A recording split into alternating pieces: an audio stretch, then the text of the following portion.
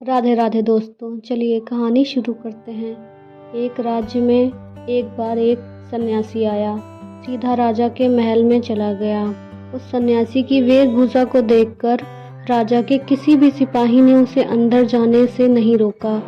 वो सन्यासी सीधा राजा के दरबार में चला गया।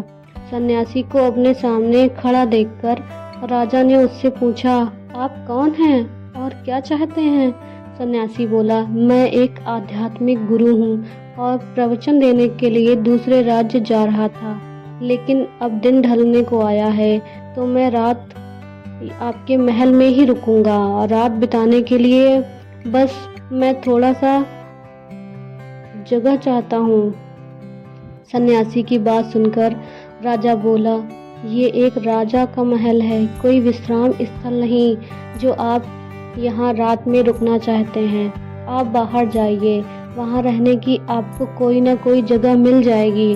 सन्यासी ने राजा से फिर प्रश्न किया, महाराज, क्या मैं जान सकता हूँ कि आपसे पहले ये महल किसका था? राजा बोला, मेरे पिता का था, क्योंकि मुझसे पहले वही राजा थे। सन्यासी ने फिर प्रश्न किया, अच्छा, तो अब आपके पिताजी कहाँ हैं? राजा बोला, अब वो इस दुनिया में नहीं हैं, उन्हीं के बाद तो मैं राजा बना।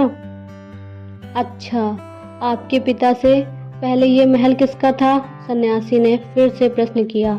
राजा को अब गुस्सा आने लगा, लेकिन फिर भी उसने शांत होकर जवाब दिया, मेरे पिताजी से पहले यह महल मेरे दादाजी का था और अब वो भी इस दुनिया में नहीं हैं। अब सन्यासी बोला, ये जगह जो न कल तुम्हारी थी न ही तुम्हारे जाने के बाद ये किसी और की होगी। इस संसार में लोग कुछ ही समय रह पाते हैं और फिर चले जाते हैं। जहाँ हम अपना समय बिताते हैं वही हमारा विश्राम स्थल है।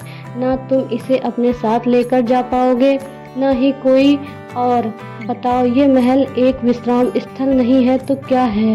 राजा उनकी बात समझ गया और हाथ जोड़कर माफ़ी मांगने लगा। उसने सन्यासी को रुकने की जगह दे दी। दोस्तों, ये बात तो हम सभी जानते हैं कि इस संसार से हम कुछ भी लेकर नहीं जा सकते। खाली हाथ आए थे और खाली हाथ ही जाना है। जब तक इस संसार में हैं तब तक मेरा इस चक्कर में ना पड़े। ज़िंदगी में धन लोभ लालच के पीछे ना भागें। भागना ही है तो खुशियों के पीछे भागें। ज़िंदगी का मज़ा बहुत पैसों या फिर बड़ी बड़ी गाड़ियों में नहीं है। ज़िंदगी का मज़ा खुश रहने में है। खुश रहो, क्योंकि दूसरे के पास चाहे बहुत पैसा है, लेकिन इस दुनिया से वो जाएगा खाली हाथ ही और उसके धन का भोग कोई और करेगा। और अगर पैसा होकर भी आपका जीवन दुखों से भरा है तो आपकी ज़िंदगी अपने आप में ही बेकार है। याद रखना और इस पर गहराई से सोचना। आलीशान ज़िंदगी से बेहतर है एक खुशहाल ज़िंदगी।